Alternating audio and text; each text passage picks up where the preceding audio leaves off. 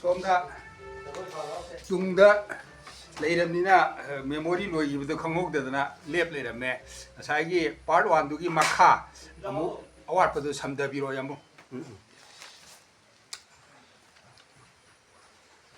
ꯐꯔꯦ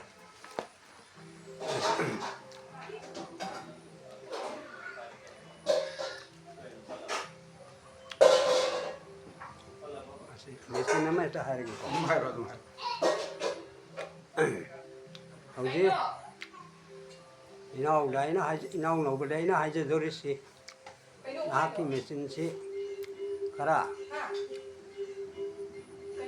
ꯁꯣꯏꯗꯣꯛ ꯁꯣꯏꯖꯤꯟ ꯂꯩꯕꯗꯒꯤ ꯃꯈꯥ ꯑꯃꯨꯛ ꯆꯠꯊꯒꯗꯕꯁꯤꯗꯤ ꯑꯩꯈꯣꯏꯒꯤ ꯃꯤꯇꯩ ꯂꯩꯕꯥꯛꯀꯤ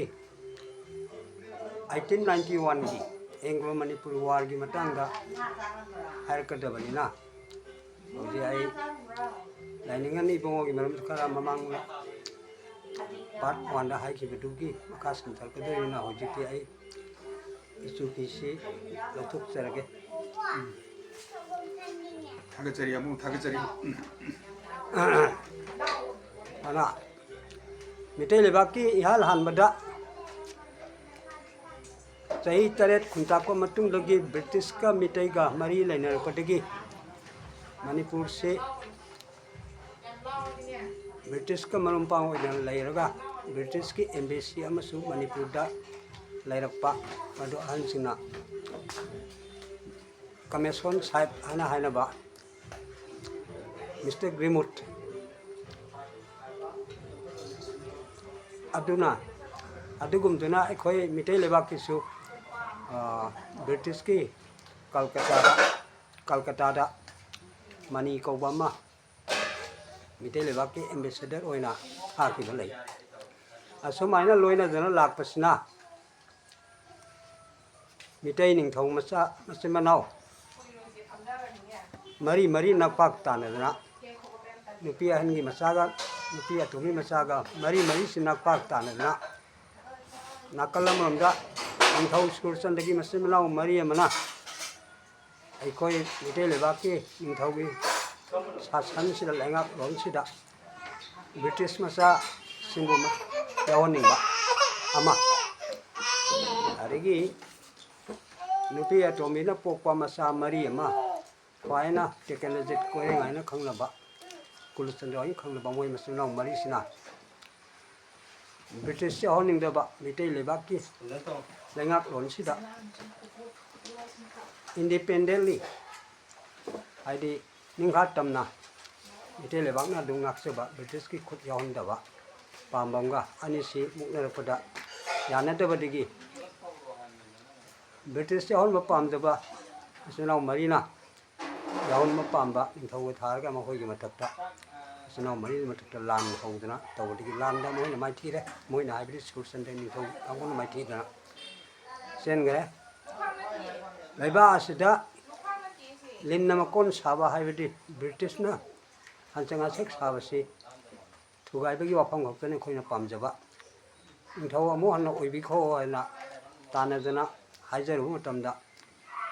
ꯏꯌꯥꯝꯕꯗꯤ ꯅꯤꯡꯊꯧ ꯑꯣꯏꯔꯣꯏ ꯏꯅꯥꯎꯁꯤꯡꯅ ꯑꯄꯦꯟꯕ ꯃꯑꯣꯡꯗ ꯄꯥꯟꯖꯍꯧꯔꯣ ꯏꯌꯥꯝꯕꯗꯤ ꯕꯤꯟꯗꯥꯕꯣꯟꯗ ꯂꯥꯏ ꯅꯤꯡꯉꯨꯔꯒꯦ ꯍꯥꯏꯗꯅ ꯆꯠꯈ꯭ꯔꯒ ꯑꯁꯣꯝꯗ ꯌꯧꯔꯒꯅ ꯕ꯭ꯔꯤꯇꯤꯁ ꯒꯣꯔꯃꯦꯟꯒꯤ ꯃꯔꯤ ꯂꯩꯅꯕ ꯑꯣꯊꯣꯔꯤꯇꯤꯗ ꯃꯆꯤꯟ ꯃꯅꯥꯎꯁꯤꯡ ꯂꯩꯍꯧꯔꯤꯕ ꯃꯤꯇꯩ ꯂꯩꯕꯥꯛꯇ ꯄꯥꯜꯍꯧꯔꯤꯕꯁꯤꯅ ꯑꯩꯕꯨ ꯅꯤꯡꯊꯧ ꯀꯧꯕꯝꯗꯒꯤ ꯇꯥꯟꯊꯣꯛꯄꯤꯔꯦ ꯍꯥꯏꯕꯒꯤ ꯗꯔꯈꯥꯁ ꯑꯃ ꯊꯥꯗꯅ ꯋꯥꯀꯠꯂꯨꯕꯗꯒꯤ ꯃꯇꯝꯗꯨꯒꯤ ꯕ꯭ꯔꯤꯇꯤꯁ ꯏꯟꯗꯤꯌꯥ ꯒꯣꯔꯃꯦꯟꯒꯤ ꯒꯕꯔꯅꯔ ꯖꯦꯅꯔꯦꯜ ꯑꯣꯏꯕ ꯂꯣꯔꯗ ꯂꯦꯟꯁꯗꯥꯎꯟ ꯍꯥꯏꯕꯁꯤꯒꯤ ꯑꯣꯔꯗꯔ ꯃꯇꯨꯡ ꯏꯟꯅ ꯑꯁꯥꯝꯒꯤ ꯆꯤꯐ ꯀꯃꯤꯁꯅꯔꯗ ꯑꯣꯔꯗꯔ ꯇꯧꯗꯨꯅ ꯃꯅꯤꯄꯨꯔꯒꯤ ꯈꯣꯟꯖꯦꯜ ꯈꯔ ꯀꯜꯍꯟꯕꯤ ꯃꯅꯤꯄꯨꯔꯒꯤ ꯌꯨꯕꯔꯥꯖ ꯇꯤꯀꯦꯟꯗ꯭ꯔꯖꯤꯠ ꯐꯥꯅꯅꯕꯒꯤꯗꯃꯛ ꯑꯁꯥꯝꯒꯤ ꯆꯤꯐ ꯀꯃꯤꯁꯅꯔ JW ꯃꯤꯁꯇꯔ ꯀ꯭ꯋꯤꯟꯇꯟꯗ ꯂꯥꯟꯃꯤ 300ꯒ ꯂꯣꯏꯅꯅ ꯊꯥꯔꯛꯂꯝꯃꯤ ꯂꯥꯟꯃꯤ 300ꯒ ꯂꯣꯏꯅꯅ JW ꯀ꯭ꯋꯤꯟꯇꯟ ꯃꯩꯇꯩ ꯂꯩꯕꯥꯛꯇ ꯊꯨꯡꯉꯔꯦ ꯂꯣꯏꯅꯅ ꯇꯦꯛꯅꯣꯂꯣꯖꯤꯕꯨ ꯑꯐꯕ ꯃꯑꯣꯡꯗ ꯕ꯭ꯔꯤꯇꯤꯁꯀꯤ ꯍꯥꯏꯔꯛꯄꯗꯨꯒꯤ ꯃꯇꯨꯡ ꯏꯟꯅ ꯐꯥꯒꯦ ꯍꯥꯏꯅ ꯇꯧꯕ ꯀꯥꯟꯗ ꯌꯥꯔꯛꯇꯕꯗꯒꯤ ꯃꯃꯩꯊꯪꯗ ꯑꯟꯐꯤꯌꯔꯃꯤꯟꯁ ꯍꯥꯏꯗꯤ ꯅꯠꯇꯕ ꯄꯥꯝꯕꯩ ꯁꯤꯖꯤꯟꯅꯕ ꯍꯥꯏꯕꯗꯤ ꯍꯌꯦꯡꯁꯤ ꯑꯩꯈꯣꯏ ꯌꯨꯝꯗ ꯍꯟꯈ꯭ꯔꯒꯦ ꯑꯩꯈꯣꯏꯅ ꯍꯟꯗ꯭ꯔꯤꯉꯩꯗ ꯉꯁꯤꯁꯤꯃꯗꯤ ꯃꯤꯇꯩꯒꯤ ꯖꯒꯣꯏ ꯌꯦꯡꯖꯒꯦꯅ ꯍꯥꯏꯕꯗꯒꯤ ꯃꯤꯔꯩꯕꯥꯛ ꯃꯆꯥꯁꯤꯡꯁꯤ ꯖꯒꯣꯏ ꯌꯦꯡꯅꯤꯡ ꯃꯥꯜꯂꯦ ꯍꯥꯏꯗꯅ ꯅꯤꯡꯊꯧ ꯀꯨꯂꯆꯟꯗ꯭ꯔ ꯍꯣꯏꯅ ꯁꯤꯟꯗꯅ ꯖꯒꯣꯏ ꯑꯃ ꯄꯥꯡꯊꯣꯛꯑꯦ ꯖꯒꯣꯏꯗꯨ ꯄꯥꯡꯊꯣꯛꯏꯕ ꯃꯔꯝꯗꯤ ꯃꯗꯨꯒꯤ ꯃꯃꯥꯡꯗ ꯃꯣꯏꯔꯥꯡ ꯇꯣꯟꯖꯥꯎ ꯍꯥꯏꯅ ꯈꯪꯅꯕ ꯁꯨꯔꯆꯟꯗ꯭ꯔꯒꯤ ꯃꯆꯥꯅꯨꯄꯤꯔ ꯃꯆꯟꯅꯨꯄꯤꯔ ꯂꯧꯕ ꯑꯃꯅ ꯕ꯭ꯔꯤꯇꯤꯁꯇ ꯍꯥꯟꯅ ꯃꯤꯒꯤ ꯂꯣꯟ ꯍꯥꯏꯔꯒ CID ꯁꯥꯕ ꯍꯥꯏꯇꯥꯔꯦ ꯖꯒꯣꯏꯗꯨ ꯇꯧꯔꯗꯤ ꯅꯤꯡꯊꯧ ꯃꯆꯥꯁꯤꯡ ꯂꯥꯛꯇ꯭ꯔꯗꯤ ꯖꯒꯣꯏ ꯍꯧꯔꯣꯏ ꯖꯒꯣꯏꯗꯨ ꯍꯦꯛ ꯍꯧꯕꯗ ꯅꯤꯡꯊꯧ ꯃꯆꯥꯁꯤꯡ ꯂꯥꯛꯑꯦꯅ ꯈꯜꯂꯣ ꯑꯗꯨꯗꯤ ꯅꯣꯏꯅ ꯐꯥꯒꯗꯕ ꯃꯤꯗꯨ ꯐꯥꯕ ꯌꯥꯔꯅꯤ ꯍꯥꯏꯅ ꯇꯣꯟꯖꯥꯎꯅ ꯇꯥꯛꯑꯝꯕꯒꯤ ꯃꯇꯨꯡ ꯏꯟꯅ JW ꯀꯨꯏꯟꯇꯟꯅ ꯂꯨꯆꯤꯡꯕ ꯕ꯭ꯔꯤꯇꯤꯁꯀꯤ ꯂꯥꯟꯃꯤ ꯆꯥꯃꯔꯤꯗꯨꯅ ꯑꯩꯈꯣꯏꯒꯤ ꯌꯨꯕꯔꯥꯖ ꯇꯤꯀꯦꯟꯗ꯭ꯔꯖꯤꯠꯀꯤ ꯁꯪꯒꯥꯏꯗ ꯁꯣꯔꯤ ꯑꯩꯈꯣꯏꯒꯤ ꯖꯒꯣꯏ ꯃꯐꯝꯗꯨꯗ ꯂꯥꯛꯇꯅ ꯃꯣꯏ ꯐꯥꯒꯦ ꯇꯧꯕꯗ ꯅꯣꯡꯃꯩ ꯀꯥꯞꯄꯩ ꯑꯗꯒꯤ ꯆꯦꯟꯈꯤꯕꯗꯒꯤ ꯅꯣꯡꯃꯩ ꯀꯥꯞꯄꯅꯤ ꯑꯗ ꯃꯣꯏ ꯀꯥꯞꯄꯤꯕ ꯅꯣꯡꯃꯩꯗꯨꯗꯤ ꯇꯤꯀꯦꯟꯗ꯭ꯔꯖꯤꯠ ꯍꯣꯏꯗ ꯄꯥꯟꯕꯒꯤ ꯃꯍꯨꯠꯇ ꯖꯒꯣꯏ ꯌꯦꯡꯉꯤꯕ ꯃꯌꯥꯝꯗ ꯑꯣꯏꯅ ꯄꯥꯟꯗꯅ ꯁꯥ ꯉꯥ ꯍꯥꯠꯄꯗꯧꯅ ꯃꯤꯇꯩꯒꯤ ꯏꯃꯥ ꯏꯕꯦꯟ ꯅꯨꯄꯤ ꯑꯉꯥꯡ ꯐꯅꯌꯥꯝ ꯁꯤꯔꯦ ꯑꯗꯨꯗ ꯄꯦꯟꯗꯗꯅ ꯀꯨꯂꯆꯟꯗ꯭ꯔ ꯃꯍꯥꯔꯥꯖꯒꯤ ꯑꯣꯔꯗꯔꯗꯒꯤ ꯃꯤꯇꯩꯅꯁꯨ ꯃꯣꯏ ꯃꯊꯛꯇ ꯈꯨꯗꯛꯀꯤ ꯑꯣꯏꯕ ꯂꯥꯟꯗꯨ ꯊꯦꯡꯅꯅꯕ ꯐꯥꯕꯒꯤ ꯃꯇꯝꯗ ꯑꯩꯈꯣই ꯌꯦꯡꯈꯣꯏꯕ ꯃꯦꯖꯔ ꯊꯪꯒꯥꯜ ꯃꯦꯖꯔ ꯈꯨꯝꯕꯣꯡ ꯂꯩꯁꯪ ꯇꯣꯂꯦꯟ ꯃꯥꯏꯕ ꯇꯥꯃꯔꯁꯤꯡꯅꯆꯤꯡꯕꯅ ꯂꯥꯟ ꯉꯥꯛꯅꯕ ꯂꯨꯆꯤꯡꯉꯒ ꯊꯥꯕꯗ ꯈꯨꯝꯕꯣꯡ ꯂꯩꯁꯪ ꯇꯣꯂꯦꯟ ꯃꯥꯏꯕ ꯇꯥꯃꯔꯁꯤꯡꯅꯆꯤꯡꯕ ꯁꯤꯔꯦ ꯑꯗꯨ ꯀꯣꯏꯔꯦꯡꯒ ꯊꯪꯒꯥꯜꯒꯅ ꯆꯦꯟꯈ꯭ꯔꯒ ꯃꯌꯥꯝꯕꯨꯡ ꯀꯨꯂꯆꯟꯗ꯭ꯔꯒꯤ ꯁꯅꯥ ꯀꯣꯅꯨꯡꯗ ꯂꯣꯠꯇꯨꯅ ꯂꯩꯊꯣꯛꯈ꯭ꯔꯤꯉꯩꯗꯨꯗ ꯃꯦꯖꯔ ꯖꯦꯅꯔꯦꯜ ꯎꯗꯁꯤꯡ ꯌꯦꯡꯈꯣꯏꯕꯅ ꯇꯥꯅ ꯍꯥꯠꯇꯅ ꯕ꯭ꯔꯤꯇꯤꯁꯀꯤ ꯁꯤꯄꯥꯍꯤ 312ꯗꯤ ꯍꯥꯠꯂꯦ ꯃꯣꯏꯅ ꯁꯔꯦꯟꯗꯔ ꯇꯧꯔꯛꯇꯅ ꯃꯣꯏ ꯂꯨꯆꯤꯡꯕ 5 ꯑꯃꯗꯤ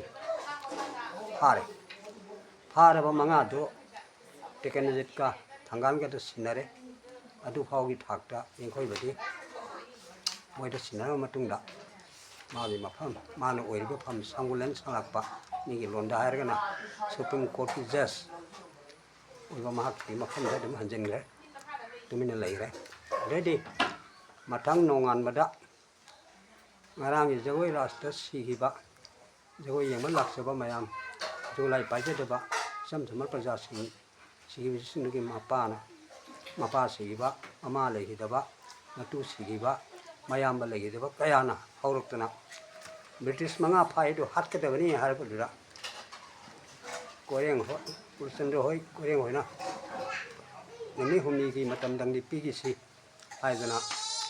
ꯇꯧꯔꯤꯉꯩ ꯀꯥꯟꯁꯤꯗ ꯄ꯭ꯔꯖꯥꯅ ꯍꯧꯖꯤꯜꯂꯛꯄꯅꯤ ꯍꯥꯏꯗꯅ ꯅꯣꯏ ꯃꯣꯏꯕꯨ ꯀꯟꯅꯕ ꯇꯧꯔꯤꯅꯤ ꯃꯣꯏ ꯀꯟꯕ ꯌꯥꯗꯦ ꯍꯥꯠꯀꯗꯧꯅꯤꯅ ꯐꯨꯖꯤꯜꯂꯛꯇꯅ ꯅꯪꯍꯧꯗꯕꯗꯒꯤ ꯃꯅꯤꯄꯨꯔꯗ ꯍꯥꯟꯅꯗꯒꯤ ꯂꯩꯔꯕ ꯃꯤꯁꯇꯔ ꯒ꯭ꯔꯤꯃꯨꯠ ꯃꯅꯤꯄꯨꯔꯒꯤ ꯕ꯭ꯔꯤꯇꯤꯁꯀꯤ ꯑꯦꯝꯕꯦꯁꯦꯗꯔ ꯑꯣꯏꯅ ꯂꯩꯔꯤꯕ ꯃꯤꯁꯇꯔ ꯒ꯭ꯔꯤꯃꯨꯠꯁꯤ ꯄꯨꯈ꯭ꯔꯝꯕꯝ ꯀꯥꯖꯥꯎ ꯍꯥꯏꯗꯤ ꯁꯪꯅꯤꯡꯕ ꯂꯣꯏꯁꯤꯟꯒꯤ ꯃꯤꯗꯨꯅ ꯇꯥꯅ ꯂꯦꯡꯗꯅ ꯍꯥꯠꯂꯦ ꯑꯗꯨꯒꯤ ꯃꯇꯨꯡꯗ ꯄ꯭ꯔꯖꯥ ꯃꯌꯥꯝꯅ ꯑꯇꯩ ꯐꯥꯔꯤꯕ ꯂꯣꯠꯁꯤꯜꯂꯤꯕ ꯑꯇꯩꯗꯨꯁꯨ ꯄꯨꯊꯣꯔꯛꯑꯣ ꯍꯥꯏꯅ ꯆꯦꯛꯁꯤꯜꯂꯛꯄꯗꯒꯤ ꯈꯥꯡꯕ ꯉꯝꯗꯗꯅ ꯊꯪꯒꯥꯜꯅ ꯑꯣꯔꯗꯔ ꯇꯧꯗꯅ ꯁꯪꯅꯤꯡꯕꯒꯤ ꯈꯨꯠꯇ 4 ꯑꯔꯦꯝ ꯑꯗꯨꯝꯁꯨ ꯁꯤꯟꯅꯔꯒ ꯄꯨꯟꯅ 5ꯁꯤ ꯍꯥꯠꯂꯦ 5ꯗꯨ ꯍꯥꯠꯄꯒꯤ ꯄꯥꯎ ꯇꯥꯕꯗꯒꯤ ꯕ꯭ꯔꯤꯇꯤꯁ ꯒꯚꯔꯟꯃꯦꯟꯠꯅ ꯃꯩꯇꯩ ꯂꯩꯕꯥꯛꯀꯤ ꯃꯊꯛꯇ ꯃꯥꯏꯀꯩ 3 ꯊꯣꯛꯅ ꯂꯥꯟꯗꯥꯔꯛꯑꯦ ꯃꯗꯨꯒꯤ ꯂꯥꯟꯗꯥꯕꯗꯨ ꯕ꯭ꯔꯤꯇꯤꯁꯅ ꯃꯥꯔꯆꯀꯤ ꯇꯥꯡ 38ꯗ ꯃꯩꯇꯩ ꯂꯩꯕꯥꯛꯀꯤ ꯃꯊꯛꯇ ꯂꯥꯟ ꯇꯧꯅꯕ ꯒꯚꯔꯅꯔ ꯖꯦꯅꯔꯦꯜ ꯂꯣꯔꯗ ꯂꯦꯟꯁꯇꯥꯎꯟꯅ ꯂꯥꯎꯊꯣꯛꯈꯤꯕꯅꯤ ꯑꯗꯨꯒ ꯑꯗꯨꯒꯤ ꯃꯃꯥꯡ ꯑꯣꯏꯅꯅ ꯄ꯭ꯔꯤꯊꯤꯕꯤꯒꯤ ꯃꯄꯨ ꯑꯣꯏꯕ ꯕ꯭ꯔꯤꯇꯤꯁꯇꯨꯒꯤ ꯃꯊꯛꯇ ꯂꯥꯟ ꯂꯧꯊꯣꯛꯄ ꯉꯝꯕꯁꯤ ꯃꯩꯇꯩ ꯂꯩꯕꯥꯛꯀꯤ ꯃꯇꯝꯗꯨꯒꯤ ꯅꯤꯡꯊꯧ ꯀꯨꯂꯆꯟꯗ꯭ꯔꯅ ꯐꯦꯕ꯭ꯔꯨꯋꯥꯔꯤꯒꯤ ꯇꯥꯡ 15ꯗ ꯕ꯭ꯔꯤꯇꯤꯁꯀꯤ ꯃꯊꯛꯇ ꯂꯥꯟ ꯂꯧꯊꯣꯛꯑꯦ ꯑꯗꯒꯤ ꯐꯦꯕ꯭ꯔꯨꯋꯥꯔꯤꯒꯤ ꯇꯥꯡ 4-5 ꯁꯤꯐꯥꯎ ꯃꯅꯨꯡꯗ ꯂꯥꯟꯒꯤ ꯊꯧꯔꯥꯡ ꯇꯧꯗꯨꯅ ꯂꯩꯔꯦ ꯑꯗꯩꯗꯤ March tang manga di nundang waram dena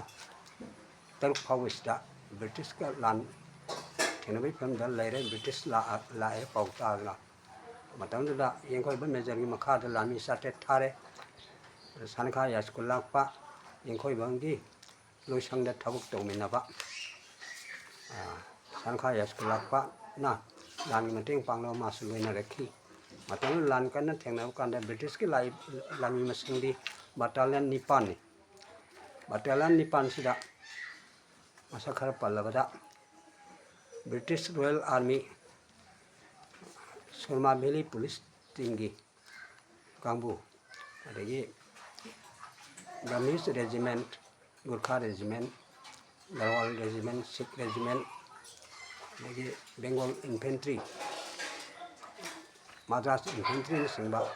singba lami battalion nipan sigi apunba khutpu duga Major General Ningkhoi bana du singiba mitai lami satte tanga lan thena bata laibok phabdi ke khoina mangjong na KPR lohobdagi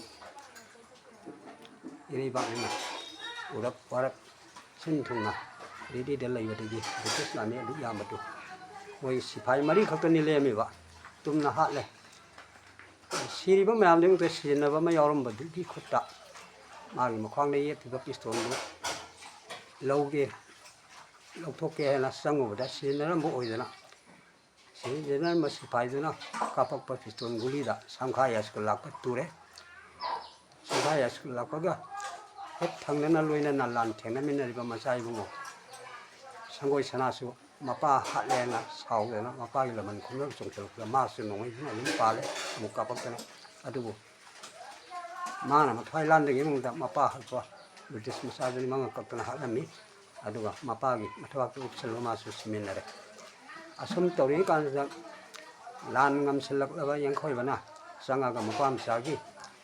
thawai kan ba ya hitra aina mi hun thong yeng da sai arem ba sipai mari do chen gi bana han ba sagon tonga ga sagon la me ni ara ya roi khang na mapam sa do mathong mangam tong ba asa manai khar je sinan ma ga yengkhoi me chen gi do la ni sam ga lo ni tan ba da Myanmar ga lone bangam khai yona tal ga phang da badagi tale ala ko tami tai tampak yo bangam da na koi teno palom dagi la ga na kaya teno pan dagi la ga na kaya na habdi khang je dre du ga pale lom dagi sakhi ba kan da teno pan yo do kilometer tara wa nge da ngasi bawa ye khoi ba pan nai na leiri mat ye khoi ba pan la sisting don maton tumbo hum khak le rangoni hum digi mayai thang ba khara wang ba sin don du dani man ai ngam le ambase asian ngi ba British sing do abo hna lal la e moi di lami lom ba lei ponte ana Burmese regiment ge loina na lak ta na mo hna lak pa do yok sel ka ne ma na mangjong na khang ba digi taw ba di ahing du lek pani nongala ai mo ta kum palen yong na kum thara ga palen dagi na kaksing phau mang je British lami mayam ama ga lan thena re tang do de yeng khoi bai manak lan mi si yamak tra duna sana ko ngom da pau hana pi ro bani tanja du da la thir gi song tham ya su sen gare na sai duna aga wang khai mai ra ba gi makha da lan mi samri khak ka loina na sana ko ni thar tuna lan mi samri du gi British ki kaya no ma sing khang da ba mo halai ba lan mi sin ga theng na ba da adu da su lai ok pha duna thau na ma ing jen ma khai khwa ta na theng na ba da yeng khoi ba na ngam da na moi British sing dong sen gare aduga thawala thokpam lan pham da ya school lak pa sibagum kaksing palen ge lan pham da su nauna tharai ba thau ni tharai ba wang khai mai ra bong tu re wang tham ya na sen gare yeng khoi ba ngak ta ga mi tai la ni kun kun ra ta ngai re British su ki na sen gare ane yeng khoi me ja su wang jing tan la ning hala aduga wang jing da gi ning thau da sithi thar na jen da leiba ai sen pauna do ai na ma bu major hape anga Kusana Maharaj na ai sen pauna do jen ni thadok pira ga lami satet ko loina na ai teng pang na ba thabi ro British lan sia khoi moi sen ga so amuk soi jana halakhi gi ne ba sei khange hai jana hai ba gi adai matung ta ba seruk ta khongjom da theng na bani ꯍꯥꯏꯔꯤꯕ ꯈꯣꯡꯖꯣꯝꯗ ꯊꯦꯡꯅꯕ ꯃꯇꯝꯁꯤ ꯇꯥꯡ 15ꯅꯤ ꯃꯇꯝꯗꯨꯗ ꯌꯦꯡꯈꯣꯏꯕꯅ ꯋꯥꯡꯖꯤꯡꯗ ꯂꯥꯟꯅꯤꯡ ꯍꯜꯂꯛꯇꯨꯅ ꯂꯩꯕꯗꯣ ꯃꯥ ꯂꯩ ꯑꯗꯒꯤ ꯄꯥꯎꯅꯥꯁꯤ ꯇꯥꯡ 12ꯒꯤ ꯅꯨꯡꯗꯥꯡ ꯋꯥꯏꯔꯝꯗ ꯖꯦꯟꯗꯩ ꯊꯥꯗꯣꯔꯛꯄꯅꯤ ꯌꯦꯡꯈꯣꯏꯕꯒꯤ ꯄꯤꯈꯤꯕ ꯆꯤꯊꯤꯒꯤ ꯃꯇꯨꯡ ꯏꯟꯅ ꯑꯗꯒꯤ ꯅꯣꯡꯃ ꯅꯨꯃꯤꯠ ꯑꯃ ꯃꯌꯨꯝꯗ ꯔꯦꯁ ꯂꯧꯔꯒ ꯇꯥꯡ 15ꯒꯤ ꯑꯌꯨꯛ ꯉꯟꯇꯥꯁꯤꯗ ꯁꯅꯥ ꯀꯣꯅꯨꯡꯗ ꯒꯣꯕꯤꯟꯗꯗ ꯎꯁꯣꯞ ꯑꯃ ꯀꯠꯂꯦꯅ ꯍꯥꯏ ꯃꯗꯨꯒꯤ ꯆꯥꯕ ꯊꯛꯄ ꯂꯣꯏꯔꯀꯥꯟꯗ ꯃꯥ ꯂꯥꯟ ꯂꯦꯡꯉꯛꯄꯅꯤ ꯌꯦꯡꯈꯣꯏꯕꯒꯤ ꯃꯇꯦꯡ ꯄꯥꯡꯅꯕ ꯂꯥꯛꯄꯅꯤ ꯑꯗꯨ ꯊꯧꯕꯥꯜ ꯍꯧꯈꯥ ꯁꯣꯔꯥꯔꯦꯟ ꯌꯧꯀꯥꯟꯗ ꯂꯥꯏ ꯈꯨꯔꯨꯝꯗꯅ ꯁꯅꯥ ꯀꯣꯟꯌꯥꯏ ꯂꯨꯄꯥ ꯀꯣꯟꯌꯥꯏ ꯀꯠꯇꯅ ꯂꯥꯏ ꯈꯨꯔꯨꯝꯃꯤꯉꯩꯗ ꯉꯥꯏꯍꯥꯛ ꯑꯃꯨꯛ ꯄꯜꯂꯦ ꯑꯗꯨꯒꯤ ꯃꯇꯨꯡꯗ ꯋꯥꯡꯖꯤꯡ ꯌꯧꯕ ꯀꯥꯟꯗ ꯆꯣꯡꯊꯥꯃꯤꯌꯥꯁꯨ ꯃꯇꯝꯗꯨꯗ ꯆꯦꯜꯂꯕꯗꯒꯤ ꯍꯜꯂꯛꯇꯅ ꯍꯜꯂꯛꯑꯕꯅꯤꯅ ꯌꯦꯡꯈꯣꯏꯕ ꯃꯦꯖꯔꯅ ꯇꯔꯥꯝ ꯀꯧꯁꯤꯟꯗꯅ ꯅꯪ ꯂꯥꯛꯑꯕꯅꯤꯅ ꯂꯥꯟꯕꯟ ꯁꯥꯔꯨꯔꯣ ꯕ꯭ꯔꯤꯇꯤꯁ ꯁꯣꯏꯗꯅ ꯂꯥꯛꯈꯤꯅꯤ ꯍꯥꯏꯕꯗꯨꯗ ꯈꯣꯡꯖꯣꯝꯗ ꯂꯥꯟꯕꯟ ꯁꯥꯈꯤ ꯂꯥꯟꯕꯟ ꯁꯥꯕ ꯂꯣꯏꯔꯦꯅ ꯄꯥꯎ ꯄꯤꯔꯕꯒ ꯄꯥꯎꯅꯥꯅ ꯏꯝꯐꯥꯜꯗꯒꯤ ꯊꯨꯡꯉꯕꯗꯨꯒ ꯆꯞ ꯃꯥꯟꯅꯕ ꯃꯐꯝꯗ ꯊꯨꯡꯉꯦ ꯅꯪ ꯂꯥꯟꯕꯟ ꯀꯗꯥꯏꯗ ꯁꯥꯔꯝꯃꯦꯅ ꯍꯪꯕ ꯀꯥꯟꯗ ꯈꯣꯡꯖꯣꯝꯗ ꯁꯥꯔꯝꯃꯦ ꯍꯥꯏꯗꯨꯗꯤ ꯃꯥꯡꯉꯦ ꯑꯉꯝꯕ ꯑꯗꯨꯗꯤ ꯈꯣꯡꯖꯣꯝꯗ ꯂꯥꯟꯕꯟ ꯁꯥꯕꯗꯤ ꯃꯤꯇꯩ ꯇꯦꯡꯒꯣꯟ ꯇꯨꯒꯅꯤ ꯏꯀꯣꯞ ꯅꯤꯡꯊꯧꯒꯤ ꯃꯄꯥꯁꯨ ꯊꯣꯛꯏ ꯑꯗꯨꯒ ꯃꯃꯥꯡꯉꯩꯒꯤ ꯆꯥꯏꯔꯥꯏꯔꯣꯡꯕ ꯅꯤꯡꯊꯧꯒꯤ ꯁꯥꯞ ꯑꯃꯁꯨ ꯂꯩ ꯃꯗꯨꯗ ꯂꯥꯟ ꯊꯦꯡꯅꯕ ꯆꯨꯝꯃꯣꯏ ꯑꯗꯨꯅ ꯃꯐꯝꯗꯨ ꯈꯔ ꯍꯣꯡꯗꯣꯛꯁꯤ ꯍꯥꯏꯔꯨꯕꯗ ꯉꯝꯃꯦꯅ ꯄꯪꯇꯥꯛ ꯇꯥꯛꯄꯤꯒꯅꯨ ꯑꯃꯨꯛ ꯍꯟꯅ ꯂꯥꯟꯕꯟ ꯁꯥꯕ ꯉꯝꯃꯔꯣꯏ ꯍꯥꯏꯅ ꯁꯥꯎꯅ ꯈꯨꯝꯃꯛꯄꯗꯒꯤ ꯄꯥꯎꯅꯥꯅ ꯁꯥꯎꯅ ꯈꯨꯝꯃꯛꯑꯦ ꯌꯦꯡꯈꯣꯏꯕꯅ ꯑꯣ ꯄꯥꯎꯅꯥꯅ ꯅꯠꯇꯕ ꯑꯣ ꯆꯣꯡꯊꯥꯃꯤꯌꯥꯅ ꯑꯣ ꯆꯣꯡꯊꯥꯃꯤꯌꯥꯅ ꯁꯥꯎꯅ ꯈꯨꯝꯃꯛꯄꯗꯒꯤ ꯌꯦꯡꯈꯣꯏꯕꯅ ꯂꯥꯟꯗ ꯂꯨꯆꯤꯡꯕꯒꯤ ꯌꯥꯊꯪ ꯏꯟꯗ꯭ꯔꯕꯗꯤ ꯀꯔꯝꯍꯥꯏꯅ ꯂꯥꯟ ꯊꯦꯡꯅꯒꯗꯣꯏꯅꯣ ꯑꯩꯅ ꯈꯪꯗꯅ ꯍꯥꯏꯕꯅꯤ ꯅꯪꯅ ꯌꯥꯝ ꯊꯧꯒꯜꯂꯣꯟ ꯀꯥꯏꯅ ꯋꯥ ꯉꯥꯡꯉꯗꯤ ꯌꯦꯛꯅꯕ ꯀꯣꯟꯅ ꯊꯦꯡꯅꯒꯦ ꯅꯪ ꯍꯥꯟꯅ ꯂꯣꯏꯁꯤꯟꯒꯦ ꯍꯥꯏꯗꯅ ꯌꯦꯡꯈꯣꯏꯕꯅ ꯈꯔ ꯊꯥꯡ ꯁꯠꯇꯅ ꯇꯧꯕꯗꯨꯗ ꯃꯕꯥꯅꯤ ꯊꯥꯡ ꯌꯥꯜꯂꯒꯦ ꯇꯧꯕꯗ ꯏꯝꯐꯥꯜꯗꯒꯤ ꯊꯨꯡꯒꯗꯉꯥꯏꯔꯤꯕ ꯄꯥꯎꯅꯥꯒ ꯆꯤꯡꯂꯦꯟꯁꯅ ꯃꯄꯨ ꯃꯅꯥꯏ ꯑꯅꯤꯅ ꯃꯕꯥꯅꯤ ꯈꯠꯅꯕ ꯈꯥꯝꯗꯣꯛꯏ ꯑꯁꯦꯡꯕꯗꯤ ꯑꯁꯤꯅꯤ ꯑꯗꯨꯕꯨ ꯂꯩꯕꯥꯛꯀꯤ ꯈꯪꯍꯩꯕ ꯁꯥꯕ ꯇꯁꯦꯡꯅ ꯈꯪꯕꯗꯤ ꯅꯠꯇꯕꯁꯤꯡꯅ ꯑꯃꯁꯨꯡ ꯈꯣꯡꯖꯣꯝ ꯁꯛꯄꯗ ꯊꯥꯔꯤꯕꯅ ꯄꯥꯎꯅꯥꯅ ꯊꯥꯡꯍꯥꯏ ꯑꯃꯨꯛꯇ ꯃꯥꯡꯖꯤꯟ ꯊꯪꯕ ꯕ꯭ꯔꯤꯇꯤꯁ ꯁꯥꯏꯞꯀꯤ ꯃꯉꯛ ꯀꯛꯊꯠꯂꯦ ꯌꯦꯠꯀꯤ ꯍꯥꯏꯗꯕ ꯄꯥꯛꯅ ꯑꯣꯏꯒꯤ ꯍꯥꯏꯗꯕ ꯄꯥꯛꯅ ꯃꯥꯅ ꯇꯣꯡꯄ ꯁꯒꯣꯜꯁꯨ ꯌꯥꯎꯅ ꯀꯛꯊꯠꯂꯦ ꯄꯥꯎꯅꯥꯅ ꯑꯗꯨꯛꯀꯤ ꯃꯇꯤꯛ ꯕ꯭ꯔꯤꯇꯤꯁ ꯍꯥꯠꯄꯁꯤ ꯄꯣꯏꯅꯨꯗ ꯐꯧꯕꯣꯟ ꯇꯥꯒꯨꯝꯃꯤ ꯁꯥꯃꯨꯅ ꯂꯐꯨ ꯅꯩꯒꯨꯝꯃꯤ ꯆꯤꯡꯃꯤꯅ ꯃꯧꯕꯤ ꯄꯣꯡꯌꯥꯟ ꯍꯥꯏꯒꯨꯝꯃꯦꯅ ꯍꯥꯏ ꯑꯗꯣ ꯃꯗꯨ ꯗ꯭ꯔꯃꯥꯗꯤ ꯗ꯭ꯔꯃꯥꯅꯤ ꯃꯤꯌꯥꯝ ꯌꯦꯡ ꯌꯥꯅꯕ ꯇꯧꯕꯅꯤ ꯃꯗꯨ ꯇꯁꯦꯡꯅꯗꯤ ꯃꯗꯨ ꯍꯤꯁꯇ꯭ꯔꯤ ꯑꯣꯏꯕ ꯌꯥꯔꯣꯏ ꯑꯗꯣ ꯃꯤꯒꯤ ꯔꯦꯀꯣꯔꯠꯇ ꯐꯖꯅ ꯂꯩꯔꯤꯁꯤꯗꯤ 13 ꯀꯤꯜ ꯁꯦꯔꯤꯌꯁꯂꯤ ꯐꯣꯔ ꯏꯟꯖꯔꯁ ꯍꯥꯏꯅ ꯂꯩ ꯑꯗꯩ ꯂꯥꯟꯃꯤ 12 ꯍꯥꯠꯂꯤ ꯄꯥꯎꯅꯥ ꯍꯣꯏ ꯒ꯭ꯔꯨꯞꯇꯨꯅ ꯑꯗꯨꯒ 4 ꯑꯃ ꯁꯥꯊꯤꯅ ꯁꯣꯜꯂꯤ ꯑꯗꯨꯒ ꯃꯤꯇꯩꯒꯤ ꯂꯥꯟꯃꯤ 300 ꯆꯪꯈꯤꯕꯗꯨ 110 ꯑꯁꯤꯕ ꯃꯁꯥ ꯐꯪꯉꯦ ꯂꯥꯟ ꯂꯣꯏꯔꯀꯥꯟꯗ 300 ꯆꯪꯈ꯭ꯔ 110 ꯐꯪꯉꯗꯤ 930ꯗꯨꯗꯤ ꯆꯦꯟꯈꯤꯕ ꯅꯠꯇꯅ ꯀꯔꯤ ꯑꯣꯏꯗꯣꯏꯅꯣꯕ ꯑꯗꯨꯅ ꯃꯇꯝꯗꯨꯗ ꯌꯦꯡꯈꯣꯏꯕꯅ ꯋꯥꯡꯖꯤꯡꯗ ꯂꯩ ꯃꯥꯗꯤ ꯑꯣꯚꯔꯑꯣꯜ ꯀꯃꯥꯟꯗꯔ ꯏꯟ ꯆꯤꯞꯅꯤꯅ ꯃꯥꯅ ꯋꯥꯡꯖꯤꯡꯗ ꯂꯩ ꯑꯈꯤꯛ ꯑꯆꯣꯏ ꯅꯥꯟꯊꯣꯔꯛꯄ ꯌꯥꯟꯊꯒꯦꯅ ꯑꯗ ꯆꯪꯉꯤꯕ ꯃꯕꯥꯅꯤ ꯈꯛ ꯆꯪꯕꯗ ꯄꯥꯎꯅꯥꯅ ꯂꯥꯟꯐꯝ ꯑꯃꯐꯥꯎ ꯊꯦꯡꯅꯗ꯭ꯔꯤꯉꯩ ꯕ꯭ꯔꯤꯇꯤꯁꯀꯤ ꯃꯤ ꯑꯃꯐꯥꯎ ꯃꯥꯌꯣꯛꯅꯗ꯭ꯔꯤꯉꯩꯗ ꯃꯣꯏꯅ ꯂꯥꯡꯉꯝꯕ ꯊꯧꯔꯥꯡ ꯆꯤꯡꯗꯣꯡꯗ ꯂꯩꯕ ꯉꯥꯟꯅ ꯎꯗꯅ ꯁꯤꯗꯤ ꯕꯣꯝ ꯇꯣꯞꯅ ꯅꯠꯇ꯭ꯔꯗꯤ ꯌꯥꯔꯔꯣꯏ ꯁꯅꯥ ꯀꯣꯅꯨꯡꯗ ꯂꯩꯕ ꯕꯣꯝꯗꯨ ꯑꯅꯤꯈꯛꯇꯗꯤ ꯄꯤꯕꯤꯔꯛꯑꯣꯅ ꯍꯥꯏꯕꯗ ꯄꯤꯔꯛꯇꯕꯗꯒꯤ ꯆꯣꯡꯊꯥꯃꯤꯌꯥꯅ ꯏꯇꯥꯎꯒꯤ ꯅꯔꯅꯥꯏꯁꯨ ꯅꯠꯇꯦ ꯂꯩꯕꯥꯛꯀꯤꯅꯤ ꯃꯣꯏꯅ ꯄꯤꯔꯛꯇ ꯌꯥꯕ꯭ꯔꯥ ꯑꯩ ꯆꯠꯇꯅ ꯕꯣꯝꯗꯨ ꯂꯧꯔꯨꯒꯦ ꯏꯇꯥꯎ ꯍꯥꯏꯔꯝꯃꯒ ꯃꯥꯗꯤ ꯑꯗꯨꯝ ꯆꯦꯟꯈ꯭ꯔꯦ ꯀꯣꯅꯨꯡꯗꯁꯨ ꯂꯥꯛꯇꯦ ꯕ꯭ꯔꯤꯇꯤꯁꯅ ꯃꯅꯤꯄꯨꯔꯒꯤ ꯃꯤꯇꯩ ꯑꯦꯡꯒ꯭ꯂꯣ ꯃꯅꯤꯄꯨꯔꯤ ꯂꯥꯟꯁꯤ ꯂꯣꯏꯔꯀꯥꯟꯗ ꯃꯤꯇꯩꯒꯤ ꯑꯉꯝ ꯑꯊꯧ ꯐꯥꯒꯠꯄꯗ ꯆꯣꯡꯊꯥꯃꯤꯌꯥ ꯐꯪꯕ ꯃꯐꯝꯁꯤ ꯆꯥꯁꯥꯠꯇꯒꯤ ꯐꯪꯉꯤ ꯀꯌꯥꯝ ꯁꯥꯡꯅ ꯆꯦꯜꯂꯝꯈ꯭ꯔꯕꯅꯣ ꯑꯗꯨꯗꯤ ꯌꯦꯡꯈꯣꯏꯕꯗꯤ ꯆꯦꯟꯗꯦ ꯕ꯭ꯔꯤꯇꯤꯁꯅ ꯈꯣꯡꯖꯣꯝ ꯋꯥꯔꯗꯨ ꯂꯣꯏꯁꯤꯟꯗꯅ ꯃꯣꯏꯅ ꯄꯨꯔꯥ ꯁꯛꯁꯦꯁꯐꯨꯜꯂꯤ ꯋꯤꯟ ꯇꯧꯔꯀꯥꯟꯗ ꯏꯝꯐꯥꯜ ꯃꯥꯏꯀꯩ ꯇꯝꯃꯛꯄꯗ ꯋꯥꯡꯖꯤꯡꯗ ꯏꯙꯧ ꯌꯦꯡꯈꯣꯏꯕꯅ ꯑꯩ ꯂꯩ ꯍꯥꯏꯕꯁꯤ ꯈꯪꯍꯟꯗꯅ ꯂꯦꯞꯄꯦ ꯂꯦꯞꯐꯝꯗꯨꯗ ꯌꯦꯡꯈꯣꯏꯕꯒꯤ ꯃꯅꯥꯛꯇ ꯂꯩꯕ ꯂꯥꯟꯃꯤ 10-30 ꯁꯤꯔꯦ ꯌꯦꯡꯈꯣꯏꯕꯁꯤ ꯃꯇꯣꯝꯇ ꯉꯥꯏꯔꯦ ꯎꯄꯥꯏ ꯂꯩꯇ꯭ꯔꯦ ꯕ꯭ꯔꯤꯇꯤꯁꯅ ꯀꯣꯏꯁꯤꯜꯂꯒ ꯋꯥ ꯍꯪꯉꯤ ꯂꯨꯆꯤꯡꯕ ꯑꯃꯅꯤꯅ ꯃꯥ ꯌꯥꯝ ꯊꯨꯅ ꯍꯥꯠꯇꯦ ꯕ꯭ꯔꯤꯇꯤꯁꯅ ꯀꯣꯏꯁꯤꯜꯂꯒ ꯋꯥ ꯍꯪꯉꯤ ꯑꯗꯣ ꯁꯨꯔꯃꯥ ꯚꯦꯂꯤ ꯄꯨꯂꯤꯁꯀꯤ ꯑꯣꯐꯤꯁꯥꯔ ꯏꯟꯆꯥꯔꯖ ꯑꯣꯏꯕꯗꯨ ꯂꯥꯟꯐꯝꯗꯨꯗꯤ ꯁꯨꯕꯦꯗꯥꯔ ꯑꯣꯏꯅ ꯕ꯭ꯔꯤꯇꯤꯁ ꯂꯥꯟꯃꯤꯗ ꯌꯥꯎꯔꯛꯄꯅꯤ나 ꯃꯩꯇꯩꯂꯣꯟꯅ ꯃꯥꯒ ꯋꯥꯔꯤ ꯁꯥꯟꯅꯔꯒ ꯁꯨꯕꯦꯗꯥꯔꯗꯨꯒ ꯋꯥꯔꯤ ꯁꯥꯟꯅꯔꯒ ꯑꯩꯈꯣꯏ ꯏꯙꯧ ꯌꯦꯡꯈꯣꯏꯕꯅ ꯍꯥꯏꯕ ꯋꯥꯗꯨ ग्रांड साहिब मोर ब्रिटिश की जनरल दु तमे इतई की लुसिंगबसना हाइरिसी सिनी हाइना तंबा कानदा ब्रिटिश ना मणिपुर की जनरल नंग अखोइदि कछु तौबा ngamaroy nang na tomdasu ngaire nang कछु कानरोय सरेंडर तौ हाइबा कांदा इदौ यंखोइबना नोइना तौगदबा थौकपुनों तौ आई तोमदा ngaire अदुबो आई नोइना सथेंगबा एक्शन तौबदा आई केंता सेलोय हाइना तौबदा ब्रिटिश ना मागी मरेबाकी तौगम थौबा तौजबनी मागी मानान थोदोको लेते अखोइगि यंगनबदी टेक्नोलॉजी थांगालनिना हापीरगुम सेना थंबिरमदगी अहनसी सियौदबनी हालम थोली मासु सिगदोरिबनी अदुबो सिबे हिंबा तोथोगा वर्ल्ड कंकर ब्रिटिश पु नुमित कुनमाथोइनि लान ngaambani पासी हाला नते ममिंग लेबनी पासना लोसन थमगा मंगोंदगी याम थाक हेना हंथगिबा एक्शन एक्टिविटी पुनमक्त सोथरिबा सालगा सिबा नतनो उपाय संले लेतबा ब्रिटिश मकोय म फोइरु ngamdaba मोय म्याम दुगिदी सरकार ना ममिंग लेननबा थबक पौना बाजार है थोनबीरे अदगी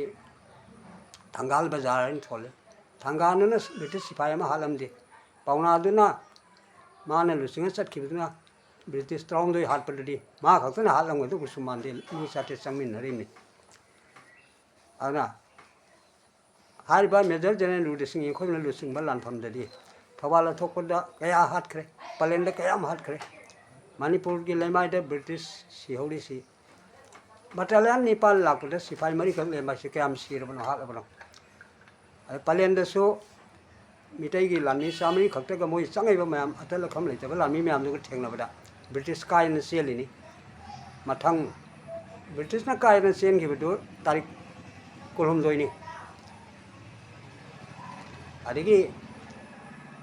अमुक निथि जन पलेंद लान थेंगनसी कुलहुमदोइ कुनमरी सी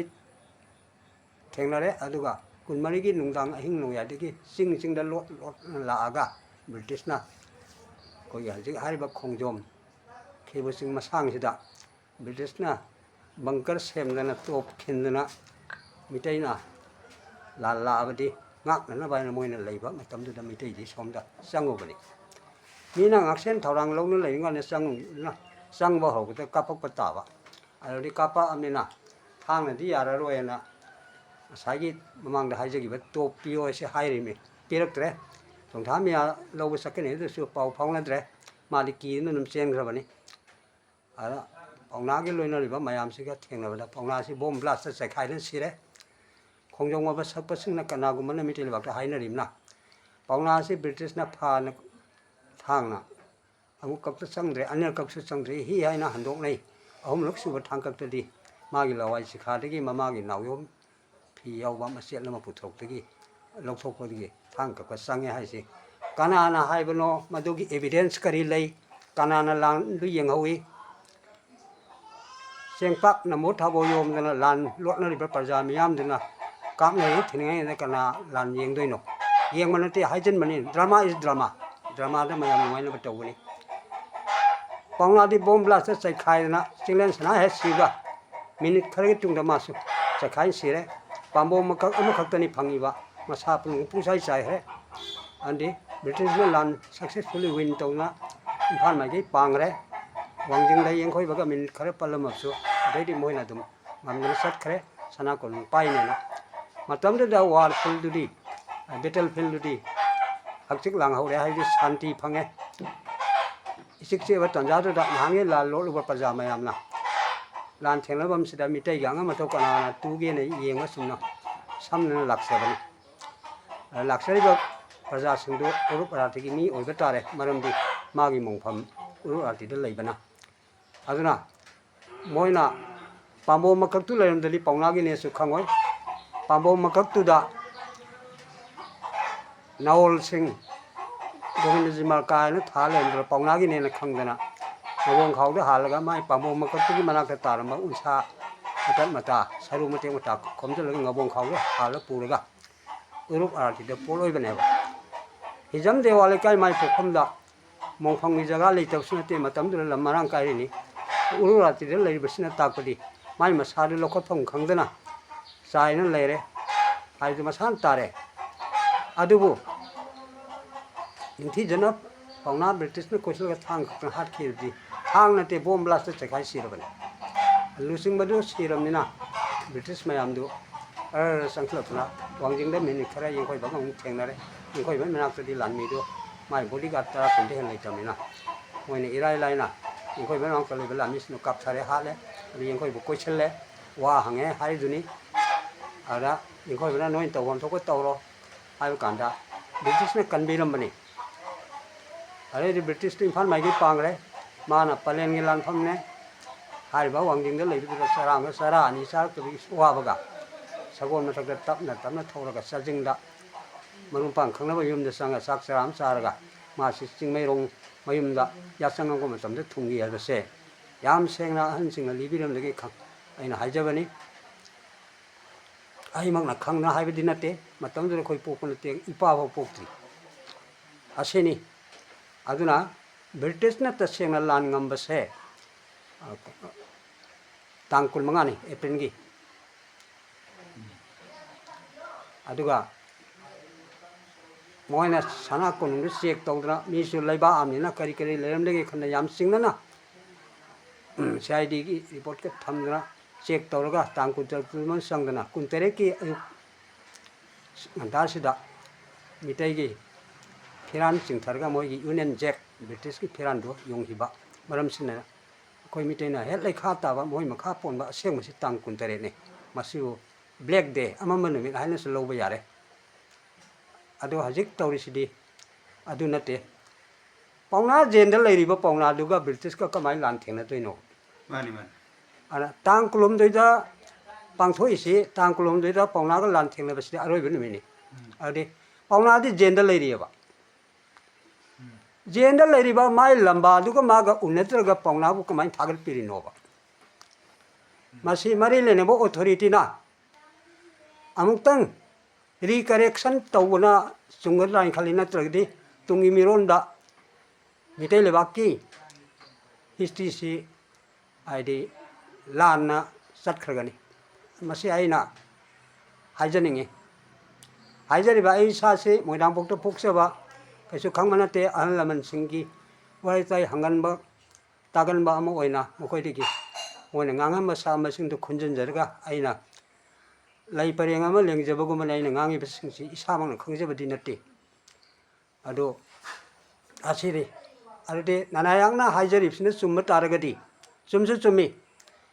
ꯑꯩꯅ ꯆꯨꯝꯃꯦꯅ ꯍꯥꯏꯖꯕꯒꯤ ꯑꯦꯕꯤꯗꯦꯟꯁꯁꯤ ꯆꯦꯖꯟ ꯔꯦꯀꯣꯔꯠꯇ ꯏꯕꯒꯤ ꯅꯠꯇꯕꯤꯗ ꯊꯕꯛ ꯑꯣꯏꯅ ꯇꯥꯛꯆꯒꯦ ꯄꯥꯎꯅꯥꯒꯤ ꯃꯣꯡꯐꯝ ꯎꯔꯨꯞ ꯑꯔꯥꯊꯤꯗ ꯂꯩꯕ ꯑꯁꯦꯡꯕ ꯑꯣꯏꯔꯒꯗꯤ ꯑꯩꯅ ꯍꯥꯏꯁꯤ ꯆꯨꯝꯃꯦ ꯌꯥꯕꯤꯔꯣ ꯌꯦꯛꯅꯕꯅ ꯑꯩꯈꯣꯏꯒꯤ ꯃꯔꯝꯗ ꯐꯖꯅꯕ ꯏꯕꯤꯔꯝꯃꯣꯏ ꯀꯩꯁꯨ ꯕ꯭ꯔꯤꯇꯤꯁꯇꯣ ꯑꯩꯈꯣꯏꯒꯤ ꯌꯦꯛꯅꯕꯅꯦꯕ ꯑꯗꯨꯅ ꯌꯦꯛꯅꯕꯅꯗꯤ ꯑꯩꯈꯣꯏ ꯃꯤꯇꯩꯁꯤꯗ ꯇꯨꯞꯊꯕ ꯂꯥꯛꯊꯕ ꯃꯣꯏꯒꯤꯅ ꯌꯥꯏꯐꯕ ꯑꯣꯏꯅ ꯏꯗꯣꯔꯤꯅꯦꯕ ꯂꯥꯟꯗꯤ ꯃꯥꯏꯊꯤꯔꯦ ꯍꯥꯏꯕꯕꯨ ꯂꯥꯟ ꯊꯦꯡꯅꯕ ꯃꯇꯝꯗꯨꯗ ꯃꯤꯇꯩꯒꯤ ꯂꯥꯟꯃꯤ ꯃꯁꯤꯡꯗꯒꯤ ꯁꯔꯨꯛ 4 ꯍꯦꯟꯒꯠꯅ ꯕ꯭ꯔꯤꯇꯤꯁꯄꯨ ꯃꯤꯇꯩꯅ ꯍꯥꯠꯈꯤ ꯍꯥꯏꯕꯁꯤꯃꯗꯤ ꯑꯩꯒꯤ ꯃꯣꯠꯇꯗꯤ ꯌꯥꯖꯔꯦ ꯃꯔꯝꯗꯤ ꯕ꯭ꯔꯤꯇꯤꯁꯀꯤ ꯕꯠꯇꯥꯂꯤꯌꯟ 9 ꯂꯥꯛꯑꯒ 4 ꯈꯛ ꯍꯤꯡꯕꯅꯤꯅ ꯊꯧꯕꯥꯜ ꯊꯣꯛꯐꯝ ꯂꯥꯟꯐꯝꯁꯤ ꯁꯛꯁꯦꯁꯐꯨꯜꯂꯤ ꯋꯤꯟ ꯇꯧꯔꯦ ꯑꯗꯩ ꯄꯂꯦꯟ ꯂꯥꯟꯐꯝꯗꯁꯨ ꯑꯗꯨꯗꯗꯤ ꯃꯁꯤꯡ ꯑꯀꯛꯅꯗꯦ ꯑꯅꯧꯕ ꯂꯥꯛꯄ ꯂꯥꯟꯃꯤꯅꯤ ꯌꯥꯝꯈ꯭ꯔꯕꯖꯥꯠꯅꯤ ꯃꯥꯅ ꯄꯂꯦꯟꯗꯩꯅ ꯀꯛꯆꯤꯡ ꯐꯥꯎ ꯄꯔꯦꯡ ꯂꯩꯅ ꯁꯣꯛꯅꯕ ꯂꯥꯟꯐꯝ ꯑꯁꯤ ꯃꯣꯏ ꯁꯤꯐꯥꯏꯗꯨ ꯊꯥꯊꯥꯗ ꯑꯣꯏꯔꯝꯃꯔꯣꯏ ꯃꯤꯇꯩ ꯂꯥꯟꯃꯤꯅ ꯃꯗꯨꯗ 100 ꯈꯤꯇꯪ ꯍꯦꯜꯂꯤ ꯑꯗꯣ ꯃꯗꯨꯒꯤ ꯂꯥꯟꯐꯝꯗꯨꯗ ꯃꯤꯇꯩ ꯃꯆꯥ ꯍꯤꯡꯉꯛꯏꯁꯤ ꯂꯥꯟꯃꯤ 20-30 ꯈꯛꯇꯅꯤ ꯕ꯭ꯔꯤꯇꯤꯁꯁꯨ ꯀꯤꯅ ꯆꯦꯜꯂꯦ ꯃꯣꯏꯅ ꯆꯦꯟꯈꯤ ꯀꯥꯟꯗꯨꯗ ꯃꯤꯇꯩꯁꯨ ꯉꯝꯃꯦ ꯍꯥꯏꯔꯤꯕ ꯃꯤꯇꯩꯁꯤꯁꯨ ꯌꯦꯡꯈꯣꯏꯕ ꯃꯦꯖꯔꯒꯤ ꯃꯅꯥꯛꯇ ꯂꯥꯟꯃꯤ 30 ꯉꯥꯏꯔꯦ ꯑꯗꯨꯅ ꯋꯥꯡꯖꯤꯡꯗ ꯂꯥꯟꯅꯤꯡ ꯍꯜꯂꯛꯑꯒ ꯆꯤꯊꯤ ꯊꯥꯗꯅ ꯉꯁꯥꯏ ꯑꯩꯅ ꯃꯊꯛꯇ ꯍꯥꯏꯖꯈꯤꯕ ꯄꯥꯎꯅꯥꯕꯨ ꯀꯧꯕꯅꯤ ꯄꯥꯎꯅꯥ ꯀꯧꯕ ꯅꯨꯃꯤꯠꯁꯤ ꯃꯥꯅ ꯆꯤꯊꯤ ꯊꯥꯈꯤꯕꯅ ꯇꯥꯡ 12ꯅꯤ ꯇꯥꯡ 12ꯒꯤ ꯅꯨꯡꯗꯥꯡꯋꯥꯏꯔꯝꯗ ꯖꯦꯟꯗꯩ ꯊꯥꯗꯣꯛꯑꯦ ꯇꯥꯡ 14ꯁꯤ ꯃꯥ ꯃꯌꯨꯝꯗ ꯄꯣꯊꯥꯔꯦ ꯇꯥꯡ 15ꯒ ꯑꯌꯨꯛꯇ ꯁꯅꯥ ꯀꯣꯅꯨꯡꯗ ꯑꯩ ꯉꯁꯥꯏ ꯍꯥꯏꯖꯕ ꯎꯁꯣꯞ ꯀꯠꯂꯝꯃꯒ ꯃꯌꯥꯝꯗ ꯗꯥꯟ ꯇꯧꯔꯝꯃꯒ ꯃꯥꯅ ꯂꯥꯟ ꯂꯥꯛꯄ ꯃꯇꯝꯗ ꯋꯥꯡꯖꯤꯡꯗ ꯅꯨꯡꯊꯤꯟꯒꯤ ꯄꯨꯡ 1:30 2 ꯇꯥꯔꯝꯗꯥꯏꯗ ꯊꯨꯡꯕ ꯃꯔꯝꯗꯤ ꯂꯝꯈꯥꯡꯗ ꯍꯧꯈꯥ ꯁꯣꯔꯥꯔꯦꯟꯗ ꯁꯅꯥ ꯀꯣꯟꯌꯥꯏ ꯂꯨꯄꯥ ꯀꯣꯟꯌꯥꯏ ꯀꯠꯇꯅ ꯂꯥꯏ ꯈꯨꯔꯨꯝꯕꯒꯤ ꯄꯥꯡꯊꯣꯛꯏ ꯂꯥꯟꯃꯤ 800 ꯂꯥꯛꯄꯅꯤꯅ ꯉꯥꯏꯍꯥꯛ ꯐꯪꯕꯗ ꯄꯨꯡ ꯈꯔ ꯂꯥꯟꯈꯤ ꯑꯗꯨꯃꯥꯏꯅ ꯇꯧꯅ ꯋꯥꯡꯖꯤꯡꯗ ꯊꯨꯡꯉꯕꯗꯤ ꯅꯨꯡꯊꯤꯟ ꯄꯨꯡ 2 ꯇꯥꯔꯝꯗꯥꯏ ꯊꯨꯡꯕꯅꯤ ꯂꯥꯟꯒꯤ ꯑꯦꯁꯦꯝꯕ꯭ꯂꯤ ꯍꯥꯏꯇꯥꯔꯦ ꯍꯧꯖꯤꯛꯇ ꯍꯥꯏꯔꯒ ꯈꯟꯅ ꯅꯩꯅꯕ ꯑꯃ ꯇꯧꯗ ꯌꯥꯗꯦ ꯃꯔꯝꯗꯤ ꯂꯥꯟꯊꯣꯡꯗꯨ ꯀꯨꯏꯅ ꯉꯥꯛꯑꯝꯕ ꯅꯨꯃꯤꯠ ꯀꯨꯟꯅꯤ ꯍꯦꯟꯅ ꯉꯥꯛꯑꯝꯕ ꯏꯪꯈꯣꯏꯕꯗꯒꯤ ꯄꯥꯎꯇꯥꯛ ꯂꯧꯕ ꯀꯌꯥ ꯑꯃ ꯗꯔꯀꯥꯔ ꯑꯣꯏ ꯑꯗꯒꯤ ꯃꯤꯇꯩ ꯂꯥꯟꯃꯤ ꯃꯁꯦꯟ ꯂꯤꯡꯖꯦꯜ ꯃꯥꯟꯅꯔꯛꯇꯕ ꯁꯨ ꯈꯔ ꯌꯥꯎꯔꯦ ꯆꯣꯡꯊꯥꯝꯌꯥꯒ ꯌꯦꯡꯈꯣꯏꯕꯒ ꯈꯠꯅꯒꯦ ꯇꯧꯕ ꯀꯩꯗꯧꯕ ꯑꯗꯨꯒꯤ ꯈꯥꯝꯗꯣꯛ ꯈꯥꯝꯖꯤꯟ ꯇꯧꯔꯤꯉꯩ ꯂꯥꯟꯒꯤ ꯄꯣꯔꯝ ꯌꯦꯡꯈꯣꯏꯕꯗ ꯍꯪꯉꯒ ꯇꯥꯟꯅꯔꯤꯉꯩꯗ ꯅꯨꯡꯊꯤꯟ ꯄꯨꯡ 4 ꯇꯥꯗꯧꯔꯗꯅ 4ꯗꯒꯤ ꯂꯥꯟ ꯆꯪꯈ꯭ꯔꯦ 4:30 ꯇꯥꯡ 15ꯒꯤ ꯁꯒꯣꯜꯁꯦꯟ ꯅꯨꯃꯤꯠꯀꯤ ꯅꯨꯡꯊꯤꯟ ꯄꯨꯡ 4:30 ꯇꯥꯕ ꯀꯥꯟꯗ ꯄꯥꯎꯅꯥꯁꯤ ꯕꯣꯝ ꯕ꯭ꯂꯥꯁꯇ ꯆꯩꯈꯥꯏꯅ ꯁꯤꯔꯦ ꯁꯤ ꯅꯥꯈꯩ ꯁꯦꯡꯉꯕ ꯋꯥꯐꯝꯁꯤ ꯏꯇꯤꯍꯥꯁꯇ ꯂꯥꯟꯅ ꯃꯅꯤꯄꯨꯔꯤ ꯏꯇꯤꯍꯥꯁ ꯃꯅꯨꯡꯗ ꯂꯥꯟꯅꯒꯤ ꯏꯁꯤꯜꯂꯤꯕꯁꯤꯡꯗꯨ ꯀꯔꯦꯛꯁꯟ ꯇꯧꯐꯝ ꯊꯣꯛꯏ ꯑꯆꯨꯝꯕ ꯍꯥꯏꯕꯁꯤ ꯊꯤꯒꯠꯅꯕ ꯍꯣꯠꯅꯕꯗ ꯈꯔ ꯈꯨꯠ ꯆꯪꯕ ꯃꯁꯥꯅ ꯇꯥꯕꯅꯤ ꯑꯗꯣ ꯆꯨꯝꯅ ꯂꯩꯍꯧꯕꯅ ꯐꯩ ꯍꯥꯏꯅ ꯅꯔꯥꯌꯛꯅ ꯍꯥꯏꯖꯅꯤꯡꯉꯤ ꯄ꯭ꯔꯖꯥ ꯃꯤꯌꯥꯝꯗ ꯑꯗ ꯑꯣꯖꯥꯁꯤꯡ ꯀꯩꯁꯨ ꯅꯠꯇꯕ ꯑꯩꯈꯣꯏꯒꯨꯝꯕ ꯅꯠꯇꯕ ꯂꯥꯏꯔꯤꯛ ꯂꯥꯏꯁꯨ ꯍꯩꯕꯅ ꯄꯤꯛ ꯊꯜꯂꯀꯥꯟꯗ ꯏꯇꯤꯍꯥꯁ ꯂꯥꯜꯍꯟꯕ ꯍꯥꯏꯁꯤ ꯆꯨꯝꯃꯣꯏꯅ ꯂꯧꯖꯒꯦ ꯑꯩꯒꯤ ꯃꯣꯠꯇ ꯑꯩꯁꯨ ꯃꯅꯤꯄꯨꯔꯒꯤ ꯄ꯭ꯔꯖꯥ ꯑꯃꯅꯤꯅ ꯑꯩꯁꯨ ꯋꯥ ꯉꯥꯡꯕꯒꯤ ꯔꯥꯏꯠ ꯂꯩ ꯑꯁꯤꯅꯤ ꯑꯩꯅ ꯍꯥꯏꯖꯒꯗꯧꯕ ꯄ꯭ꯔꯖꯥ ꯃꯤꯌꯥꯝꯗ ꯑꯗꯨꯗꯒꯤ ꯑꯁꯨꯃꯥꯏꯅ ꯇꯧꯅ ꯉꯁꯥꯏꯒꯤ ꯃꯦꯖꯔ ꯖꯦꯅꯔꯦꯜ ꯌꯦꯡꯈꯣꯏꯕꯁꯤ ꯉꯁꯤ ꯐꯥꯎꯕꯗ ꯇꯦꯡꯅꯧꯄꯜ ꯌꯧꯒꯗꯕ 10 ꯀꯤꯂꯣꯃꯤꯇꯔ ꯋꯥꯠꯂꯤꯉꯩꯗ ꯌꯦꯡꯈꯣꯏꯕ ꯄꯜ ꯂꯩꯅ ꯂꯩꯔꯤꯁꯤ ꯄꯂꯦꯟ ꯂꯥꯟꯐꯝ ꯉꯝꯃꯒ ꯃꯥꯅ ꯕ꯭ꯔꯤꯇꯤꯁ ꯇꯥꯜꯂꯨꯔꯒ ꯍꯜꯂꯛꯄꯗ ꯃꯤꯇꯩ ꯇꯝꯄꯥꯛ ꯌꯧꯕ ꯉꯝꯗꯗꯅ ꯑꯍꯤꯡ ꯂꯦꯛꯂꯛꯄꯒꯤ ꯁꯛꯇꯝꯗꯨꯅꯤ ꯃꯐꯝꯗꯨꯅꯤ ꯃꯁꯤꯁꯨ ꯁꯔꯀꯥꯔꯅ ꯃꯦꯃꯣꯔꯤꯌꯦꯜ ꯁ꯭ꯇꯣꯜ ꯑꯃ ꯇꯧꯔꯁꯨ ꯌꯨꯡꯕꯤꯕ ꯆꯨꯝꯃꯤ ꯑꯗꯨꯒ ꯃꯤꯇꯩ ꯂꯩꯕꯥꯛꯀꯤ ꯃꯅꯤꯡꯈꯥ ꯇꯝꯕ ꯉꯥꯛꯅꯕ ꯍꯣꯠꯅꯕꯗ ꯈ꯭ꯋꯥꯏꯗꯒꯤ ꯆꯥꯎꯅ ꯁꯛꯁꯦꯁꯐꯨꯜꯂꯤ ꯋꯤꯟ ꯇꯧꯈꯤꯕ ꯃꯥꯏ ꯄꯥꯛꯈꯤꯕ ꯃꯐꯝꯁꯤꯗꯁꯨ ꯅꯅꯥꯌꯛꯀꯤ ꯃꯣꯠꯇ ꯊꯧꯕꯥꯜ ꯇꯣꯝꯖꯤꯡ ꯇꯨ ꯑꯊꯣꯛꯄꯝ ꯂꯥꯁ ꯄꯣꯏꯟ ꯑꯗꯨꯐꯥꯎꯗ Anglo Manipuri war over bridge flyover bridge ꯍꯥꯏꯅ ꯊꯣꯜꯂꯒ ꯃꯇꯦꯛ ꯑꯃꯗꯪ ꯁꯥꯕ ꯌꯥꯏ ꯃꯦꯃꯣꯔꯤ ꯑꯣꯏꯅ ꯑꯗꯨꯒ ꯆꯪꯕꯒ ꯁꯤꯕꯅ ꯍꯥꯟꯈ꯭ꯔꯕ ꯑꯦꯛꯁꯟ ꯑꯦꯛꯇꯤꯚꯤꯇꯤ ꯄꯥꯡꯊꯣꯛꯄ ꯉꯝꯃꯝꯗ꯭ꯔꯕ ꯄꯥꯎꯅꯥꯒꯤ ꯊꯝꯕꯗꯨꯗꯒꯤ ꯃꯍꯥꯛꯀꯤꯅ ꯈꯔ ꯍꯦꯟꯅ ꯊꯝꯐꯝ ꯊꯣꯛꯄꯅꯤ ꯃꯔꯝꯗꯤ ꯄ꯭ꯔꯤꯊꯤꯕꯤꯗ ꯊꯥꯏꯂꯦꯟ ꯖꯄꯥꯟ ꯐ꯭ꯔꯥꯟꯁ ꯂꯩꯕꯥꯛ ꯑꯍꯨꯝꯁꯤ ꯈꯛ ꯅꯠꯇꯅ ꯕ꯭ꯔꯤꯇꯤꯁꯅ ꯄꯥꯜꯂꯝꯗꯕ ꯂꯩꯕꯥꯛ ꯑꯃꯁꯨ ꯌꯥꯎꯗ꯭ꯔꯦ ꯈ꯭ꯋꯥꯏꯗꯒꯤ ꯂꯥꯁ ꯑꯣꯏꯅ ꯃꯤꯇꯩ ꯂꯩꯕꯥꯛꯁꯨ ꯃꯣꯏꯅ ꯄꯥꯜꯂꯕꯒꯨꯝꯕꯅꯤ ꯑꯗꯨꯅ ꯁꯤꯗꯩꯗ ꯍꯥꯏꯔꯤꯕ ꯑꯊꯧꯕ ꯑꯁꯤꯅ ꯅꯨꯃꯤꯠ 12ꯅꯤ ꯂꯥꯟ ꯉꯥꯛꯑꯝꯕ ꯍꯥꯏꯁꯤ ꯋꯥꯡꯖꯤꯡꯒꯤ ꯑꯗꯨꯒ ꯊꯥꯔꯒ ꯅꯨꯃꯤꯠ 12ꯅꯤ ꯁꯨꯔꯦ ꯁꯤ ꯊꯥꯒꯠꯅꯤꯡꯉꯥꯏ ꯃꯁꯛꯅꯤ ꯑꯗꯨꯅ ꯁꯤ ꯃꯇꯦꯛꯁꯤꯗ ꯑꯩꯅ ꯊꯧꯕꯥꯜ ꯑꯊꯣꯛꯄꯝ ꯇꯣꯝꯖꯤꯡꯗ ꯕ꯭ꯔꯤꯇꯤꯁꯀꯤ ꯂꯥꯟꯃꯤ ꯌꯥꯝꯅ ꯁꯤꯕꯒꯤ ꯈꯨꯗꯝ ꯑꯃꯇꯪ ꯑꯩꯅ ꯄꯤꯖꯔꯕꯗ ꯏꯟꯗꯤꯌꯥꯁꯤꯅ ꯅꯤꯡꯈꯥ ꯇꯝꯃꯒ 1947 15 ꯑꯥꯒꯁꯇ ꯅꯤꯡꯈꯥ ꯇꯝꯃꯒ ꯅꯤꯡꯈꯥ ꯇꯝꯕꯒꯤ ꯊꯕꯛꯇꯨ ꯇꯁꯦꯡꯅ ꯇꯧꯕꯗꯤ 1950 ꯔꯤꯄꯕ꯭ꯂꯤꯛ ꯗꯦ ꯍꯥꯏꯕꯁꯤꯅꯤ ꯃꯔꯝꯗꯤ 1950ꯒꯤ ꯃꯃꯥꯡꯗꯗꯤ ꯏꯟꯗꯤꯌꯥꯒꯤ ꯀꯣꯟꯁꯇꯤꯇ꯭ꯌꯨꯁꯟ ꯁꯦꯝꯗꯅ ꯏꯟꯗꯤꯄꯦꯟꯗꯦꯟꯠꯂꯤ ꯑꯦꯗꯃꯤꯅꯤꯁꯇ꯭ꯔꯦꯁꯟ ꯇꯧꯕ ꯉꯝꯐꯠꯇꯕꯅ ꯕ꯭ꯔꯤꯇꯤꯁꯀꯤ ꯁꯥꯔ ꯂꯣꯔꯗ ꯃꯥꯎꯟꯠ ꯕꯦꯇꯟꯅ ꯒꯕꯔꯅꯔ ꯖꯦꯅꯔꯦꯜ ꯑꯣꯏꯅ ꯂꯩꯔꯝꯕꯗꯒꯤ ꯃꯉꯣꯟꯗꯒꯤ ꯆꯥꯔꯖ ꯂꯧꯍꯧꯕꯁꯤ ꯏꯟꯗꯤꯌꯥ ꯃꯆꯥꯗ ꯆꯀ꯭ꯔꯕꯔꯇꯤ ꯔꯥꯖꯥ ꯒꯣꯄꯥꯜꯆꯥꯔꯤꯅ ꯊꯥ ꯈꯔ ꯒꯕꯔꯅꯔ ꯖꯦꯅꯔꯦꯜ ꯑꯣꯏꯔꯒ ꯑꯗꯩꯗꯤ ꯀꯣꯟꯁꯇꯤꯇ꯭ꯌꯨꯁꯟ ꯗ꯭ꯔꯥꯐ ꯇꯧꯕ ꯂꯣꯏꯅ ꯐꯣꯡꯉꯀꯥꯟꯗ ꯏꯟꯗꯤꯌꯥꯒꯤ ꯐꯥꯔꯁ ꯄ꯭ꯔꯥꯏꯝ ꯃꯤꯅꯤꯁꯇꯔꯁꯤ ꯖꯋꯥꯍꯔꯂꯥꯜ ꯅꯦꯍꯔꯨꯅꯤ ꯐꯥꯔꯁ ꯄ꯭ꯔꯁꯤꯗꯦꯟꯠ ꯔꯥꯖꯦꯟꯗ꯭ꯔ ꯄ꯭ꯔꯁꯥꯗꯅꯤ ꯐꯥꯔꯁ आर्मी स्टाफ के जनरल नेपाली मचा करियापा थापानी अना करियापा थापासिना मागी पर्सनल होइना लनाय होइना खंगजनिंगदना ब्रिटिश का मिटे लेबाका ब्रिटिश का इंडिया का प्रिंसली स्टेट इंडिया की लान थेनबम खुदिमक्ता ब्रिटिश का थेनबदा अखोय नेपाली लानमिसि ख्वाइदगी करम लानफमदे सिगी येना मान चेक तौजबदा हजिक लैरिबा कर्नाटक सिगी थार लार्जेस्ट सिटी मैसूर की लानफम टीपू सुल्तान के थेंगनबदा गुरखा सिपाही 1938 सीना 1938 कन सीना रिकॉर्ड फंगन ख्वाइदे यामेन है अदा 1949 दे मणिपुर से इंडिया दा तिल्ला मतुंगदा अमुक मणिपुर से ब्रिटिश के लान थेंगनगे हाइबनिना ब्रिटिश की लान मी सी गी मरक्ता यावबा खोय नेपाली आर्मी सी मसी मतंग खंगेना चेक तौरप मतंदा थौबाल अथोकपम तोमजिंगना सिरिसिदी मैसूर की लानफमदा सिबदगी यामने हेलंबदुदा अना ब्रिटिशना सही चनेरोम इंडिया दा पालकपा मणिपुर दना सही ꯈꯔ ꯄꯥꯜꯂꯛꯄ ꯁꯤꯒꯤ ꯐꯥꯎꯒꯤ ꯃꯅꯨꯡꯗ ꯅꯦꯄꯥꯂꯤ ꯃꯁꯤꯡ ꯕ꯭ꯔꯤꯇꯤꯁꯀꯤ ꯂꯥꯟꯃꯤꯗ ꯚꯛꯇꯤ ꯇꯧꯔꯒ ꯌꯥꯎꯕ ꯅꯦꯄꯥꯂꯤ ꯃꯁꯤꯡ ꯈ꯭ꯋꯥꯏꯗꯒꯤ ꯁꯤꯕꯁꯤ ꯊꯧꯕꯥꯜ ꯑꯊꯣꯛꯄꯝꯗ ꯑꯣꯏꯔꯝꯃꯦ ꯍꯥꯏꯁꯤꯅ ꯂꯦꯡꯂꯨꯔꯕ ꯈꯨꯗꯝꯅꯤ ꯑꯗꯨꯅ ꯑꯁꯨꯛ ꯐꯖꯈ꯭ꯔꯕ ꯃꯥꯒꯤ ꯑꯦꯛꯁꯟ ꯑꯦꯛꯇꯤꯚꯤꯇꯤ ꯃꯃꯥ ꯂꯩꯕꯥꯛꯀꯤꯗꯃꯛꯇ ꯍꯣꯠꯅꯕ ꯅꯤꯄꯥꯁꯤꯕꯨ ꯃꯇꯝ ꯆꯨꯞꯄꯒꯤ ꯃꯃꯤꯡ ꯂꯩꯇꯅꯕ ꯍꯣꯠꯅꯕ ꯍꯥꯏꯁꯦ ꯍꯣꯠꯅꯔꯤꯕ ꯀꯥꯡꯕꯨꯗꯨꯗ ꯃꯤꯒꯤ ꯂꯣꯟꯗꯥꯔꯒ ꯄꯥꯞ ꯍꯥꯏꯇꯥꯔꯦ ꯑꯩꯈꯣꯏꯒꯤ ꯂꯪꯖꯕ ꯍꯥꯏꯕꯗꯨ ꯁꯣꯏꯗꯅ ꯊꯣꯛꯑꯗꯕꯅꯤ ꯑꯗꯨꯅ ꯆꯨꯝꯊꯣꯛꯄꯤꯗ꯭ꯔꯒꯗꯤ ꯃꯁꯤ ꯑꯗꯨꯝ ꯊꯣꯛꯇꯨꯅ ꯂꯩꯒꯅꯤ ꯍꯥꯏꯖꯅꯤꯡꯉꯤ ꯍꯧꯖꯤꯛ ꯃꯥꯒꯤ ꯄꯣꯛꯐꯝ ꯆꯤꯡꯃꯩꯔꯣꯡꯁꯤꯗꯁꯨ ꯃꯥꯒꯤ ꯁꯛꯇꯝ ꯑꯃ ꯁꯔꯀꯥꯔꯅ ꯁꯤꯜ ꯂꯥꯡꯅ ꯄꯥꯎꯅꯥ ꯍꯣꯏꯒꯤ ꯑꯃꯒꯤ ꯁꯥꯕꯤꯔꯤꯕ ꯃꯌꯥꯝ ꯅꯦꯇꯥꯏ ꯔꯥꯕꯣꯜ ꯍꯣꯏꯒꯤ ꯁꯒ꯭ꯋꯥꯏꯖꯥꯝꯕꯝ ꯃꯦꯖꯔꯒꯤ ꯁꯥꯔꯤꯕ ꯃꯌꯥꯝ ꯁꯤꯒꯨꯝꯅ ꯃꯥꯏꯁꯨ ꯃꯥꯏ ꯏꯪꯈꯣꯜꯁꯨ ꯑꯣꯏꯔꯝꯃꯤꯕꯅꯤ ꯁꯔꯀꯥꯔꯒꯤ ꯆꯥꯎꯈꯠ ꯊꯧꯔꯥꯡ ꯇꯧꯗ ꯌꯥꯗꯕꯅꯤ나 ꯃꯥꯏ ꯏꯪꯈꯣꯜ ꯃꯌꯥꯏꯗ ꯐꯥꯎꯗꯨꯅ ꯆꯦꯜꯂꯤꯕꯅꯤ ꯍꯧꯖꯤꯛ ꯗꯤ ꯑꯦꯝ ꯔꯣꯗꯁꯤ ꯈꯣꯡꯅꯥꯡ ꯀꯥꯔꯛ ꯍꯥꯏꯁꯦ ꯈꯣꯡꯅꯥꯡ ꯍꯧꯔꯝꯕ ꯃꯐꯝꯗꯨꯃꯛꯇꯨꯗ ꯃꯥꯒꯤ ꯁ꯭ꯇꯦꯆꯨ ꯑꯃ ꯁꯥꯕ ꯍꯥꯏꯁꯤ ꯁꯣꯏꯗꯅ ꯆꯨꯝꯃꯗ꯭ꯔꯥ ꯍꯥꯏꯅ ꯈꯜꯂꯦ ꯑꯩ ꯃꯣꯠꯇ ꯑꯁꯨꯃꯥꯏꯅ ꯇꯧꯅ ꯃꯁꯤ ꯍꯥꯏꯖꯔꯒ ꯃꯇꯥꯡ ꯑꯁꯤꯒꯤ ꯇꯥꯡꯀꯛꯁꯤꯃ ꯑꯩ ꯁ꯭ꯋꯥꯏꯗ ꯇꯦꯟꯁꯤꯟꯖꯒꯦ ꯑꯗ ꯑꯩ ꯃꯈꯥ ꯈꯤꯇꯪ ꯁꯝꯊꯅꯤꯡꯕ ꯑꯃꯅ ꯃꯈꯥ ꯈꯤꯇꯪ ꯁꯝꯊꯖꯅꯤꯡꯕ ꯑꯃꯅ ꯃꯊꯛꯀꯤ ꯍꯥꯏꯔꯤꯕ ꯃꯇꯝꯗꯨꯒꯤ ꯃꯊꯛꯀꯤ ꯊꯪꯅꯕ ꯃꯊꯛꯀꯤ ꯆꯟꯗ꯭ꯔꯀꯤꯇꯤ ꯅꯤꯡꯊꯧꯒꯤ ꯃꯇꯝꯒꯤ ꯋꯥꯔꯤ ꯃꯇꯦꯛ ꯑꯃꯇꯪꯒ ꯑꯩ ꯊꯦꯠꯆꯤꯟꯖꯒꯦ ꯆꯟꯗ꯭ꯔꯀꯤꯇꯤ ꯅꯤꯡꯊꯧꯁꯤꯅ ꯄꯥꯜꯂꯤꯉꯩꯗ ꯅꯤꯡꯊꯦꯝꯆꯥꯁꯤꯡꯁꯤ ꯅꯤꯡꯊꯧ ꯈꯨꯕꯝ ꯃꯨꯟꯒꯗꯕ ꯌꯥꯝ ꯀꯟꯅ ꯂꯥꯛꯅꯕ ꯃꯇꯝ ꯑꯣꯏ ꯃꯗꯨꯗ ꯉꯁꯥꯏ ꯈꯣꯡꯖꯣꯝ ꯂꯥꯟꯗ ꯕꯣꯝ ꯕ꯭ꯂꯥꯁꯇ ꯁꯤꯈꯤꯕ ꯆꯤꯡꯂꯦꯟ ꯁꯅꯥꯕꯤꯗꯨꯒꯤ ꯃꯄꯥ ꯁꯅꯥꯈꯥ ꯕꯣꯔꯥꯖꯥꯎꯕꯁꯤ ꯁꯤꯅ ꯌꯥꯃꯣꯡ ꯆꯟꯗ꯭ꯔꯀꯤꯇꯤ ꯍꯦꯛ ꯁꯤꯕꯒ ꯃꯤꯇꯩ ꯂꯩꯕꯥꯛꯀꯤ ꯅꯤꯡꯊꯧꯁꯤ ꯑꯩꯅ ꯑꯣꯏꯅꯦꯅ ꯐꯦꯡꯅ ꯂꯩꯖꯕ ꯑꯗ ꯆꯟꯗ꯭ꯔꯀꯤꯇꯤ ꯁꯤꯕꯒꯤ ꯃꯊꯧ ꯃꯉꯝ ꯌꯥꯡꯒꯦꯝꯕ ꯍꯦꯛ ꯂꯣꯏꯕꯒ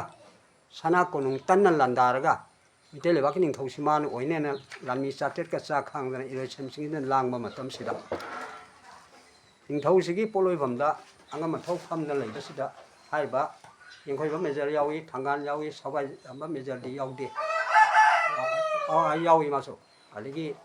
ꯊꯪꯒꯥꯜ ꯃꯦꯖꯔ ꯌꯥꯎꯏ ꯃꯌꯥꯝ ꯐꯝ ꯂꯩꯕꯁꯤꯗ ꯏꯔꯣꯏꯁꯦꯝ ꯆꯤꯡꯖꯤꯟꯒꯤ ꯍꯧꯖꯤꯛꯇ ꯍꯥꯏꯔꯒ ꯑꯥꯎꯠ ꯄꯣꯁ ꯍꯥꯏꯇꯥꯔꯦ ꯏꯔꯣꯏꯁꯦꯝ ꯆꯤꯡꯖꯤꯟ ꯉꯥꯛꯄ ꯁꯤꯄꯣꯏ 12 ꯃꯤꯇꯩꯒꯤ ꯂꯩꯖꯕꯗꯨꯅ ꯃꯣꯏ ꯃꯐꯝꯗꯨꯒꯤ ꯃꯤꯅ ꯂꯤꯛ ꯑꯣꯏꯔꯛꯄꯗꯤ ꯃꯣꯏꯅ ꯄꯥꯎ ꯇꯥꯗꯅ ꯃꯣꯏꯅ ꯑꯃꯨꯛ ꯁꯅꯥ ꯀꯣꯅꯨꯡꯗ ꯄꯥꯎꯁꯤ ꯇꯝꯕ ꯂꯥꯛꯄꯗ ꯑꯉꯝ ꯑꯊꯧ ꯑꯌꯥꯝꯕ ꯂꯣꯏꯅ ꯄꯥꯎ ꯇꯝꯕꯗ ꯄꯥꯎ ꯄꯤꯒꯗꯕ ꯃꯤꯁꯤꯡꯗꯨꯗꯤ ꯁꯤꯖꯨꯠꯀꯤ ꯁꯅꯥ ꯍꯛꯆꯥꯡ ꯄꯣꯠꯂꯣꯏꯐꯝꯗꯨ ꯂꯣꯏ ꯂꯩꯈ꯭ꯔꯦꯅ ꯍꯥꯏꯕꯗꯒꯤ ꯄꯣꯠꯂꯣꯏꯐꯝ ꯇꯥꯟ ꯂꯥꯛꯑ ꯄꯥꯎ ꯄꯤꯔꯕꯗ ꯊꯪꯒꯥꯜꯗ ꯄꯤ ꯃꯥꯅ ꯂꯥꯟꯃꯤꯒꯤ ꯖꯦꯅꯔꯦꯜꯅꯤꯅ ꯊꯪꯒꯥꯜꯅ ꯗꯕꯜ ꯕꯦꯡꯒꯨꯟ ꯈꯣꯡꯉꯨ ꯑꯗꯨ ꯑꯣꯏꯔꯗꯤ ꯃꯤꯇꯩ ꯂꯥꯟꯃꯤ ꯁꯦꯝ ꯁꯥꯅꯕ ꯅ ꯍꯥꯏꯕꯗꯨꯗ ꯑꯩꯈꯣꯏꯒꯤ ꯑꯍꯟꯁꯤꯅ ꯍꯥꯏꯕꯗꯤ ꯃꯦꯖꯔ ꯖꯦꯅꯔꯦꯜ ꯔꯨꯗꯁꯤꯡ ꯌꯦꯡꯈꯣꯏꯕꯁꯤꯅ ꯗꯕꯜ ꯕꯦꯡꯒꯨꯜꯗꯤ ꯈꯣꯡꯕꯤꯒꯅꯨ ꯇꯥꯗ ꯊꯪꯒꯥꯜ ꯁꯤꯡꯒꯜ ꯕꯦꯡꯒꯨꯜ ꯈꯣꯡꯉꯨ ꯗꯕꯜ ꯕꯦꯡꯒꯨꯜ ꯈꯣꯡꯉꯨꯔꯗꯤ ꯃꯤꯔꯩꯕꯥꯛꯅ ꯂꯥꯟ ꯇꯥꯔꯛꯄꯒꯨꯝ ꯈꯟꯗꯅ ꯄ꯭ꯔꯖꯥ ꯃꯌꯥꯝ ꯂꯣꯏꯅ ꯂꯥꯟ ꯀꯥꯏꯔꯅꯤ ꯅꯝꯕꯨ ꯊꯥꯕꯨ ꯇꯧꯗꯨꯅ ꯆꯦꯟꯅꯔꯅꯤ ꯑꯗꯨꯅ ꯁꯤꯡꯒꯜ ꯕꯦꯡꯒꯨꯜ ꯈꯣꯡꯉꯨ ꯑꯗꯨ ꯁꯤꯡꯒꯜꯒ ꯗꯕꯜꯒ ꯌꯦꯠꯅꯕꯗ ꯊꯪꯒꯥꯜꯒ ꯌꯦꯡꯈꯣꯏꯕꯒ ꯈꯔ ꯅꯨꯡꯁꯤꯅꯗꯦ ꯑꯗꯩꯗꯤ ꯇꯥꯗ ꯊꯪꯒꯥꯜ ꯅꯊꯧꯅꯦ ꯍꯥꯏꯕꯒꯤ ꯍꯥꯏꯕꯅꯤ ꯅꯪꯅ ꯀꯤꯔꯒ ꯑꯩ ꯆꯠꯀꯦ ꯗꯕꯜ ꯕꯦꯡꯒꯨꯜ ꯈꯣꯡꯒꯅꯨ ꯕꯦꯡꯒꯨꯜ ꯑꯃꯐꯥꯎ ꯈꯣꯡꯒꯅꯨ ꯑꯩ ꯋꯥꯔꯤ ꯋꯥꯇꯥꯏ ꯁꯥꯔꯒ ꯆꯥꯟꯅꯕ ꯌꯥꯕ꯭ꯔꯥ ꯒ꯭ꯌꯥꯟ ꯇꯥꯃꯤꯟꯅꯕ ꯌꯥꯕ꯭ꯔꯥ ꯌꯦꯡꯒꯦ ꯍꯥꯏꯗꯅ ꯌꯦꯡꯈꯣꯏꯕꯗ ꯊꯥꯡ ꯇꯥ ꯇꯦꯟ ꯇꯝꯖꯕ ꯑꯣꯖꯥ ꯕꯨꯔꯤꯗꯅ ꯂꯩꯖꯕ ꯃꯥꯏ ꯑꯆꯥꯟꯕ ꯃꯅꯥꯏ ꯃꯁꯟ 10ꯃꯨꯛꯀ ꯂꯣꯏꯅꯔꯒ ꯃꯥꯅ ꯋꯥꯔꯤ ꯁꯥꯕ ꯆꯠꯄ ꯃꯇꯝꯗ ꯃꯣꯏ ꯎꯁꯣꯞ ꯆꯥꯈꯥꯡꯗꯅ